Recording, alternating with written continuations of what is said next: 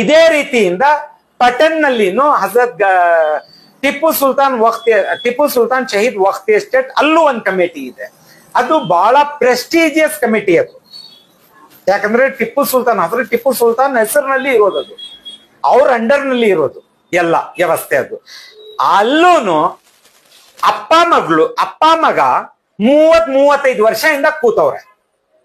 ಏನ್ ಕೇಳ್ಬೇಕು ಕೇಳ್ಬಾರ್ದು, ಇದು ಹೇಳಿ ನೀವೇ.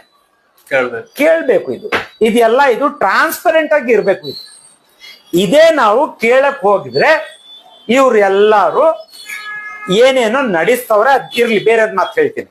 ಮೈಸೂರಿಗೆ ನಾನು ಫುಲ್ ಸೀರಿಯಸ್ ಆಗಿ ನಾನು ನೋಡ್ತಾ ಇದ್ದೀನಿ, ಮೇಲ್ಗಡೆ ಕಂಪ್ಲೇಂಟ್ಸ್ ಮಾಡ್ತಾ ಇದ್ದೀನಿ, ಎಲ್ಲೆಲ್ಲೋ ಹೋಗ್ತಾ ಇದ್ದೀನಿ.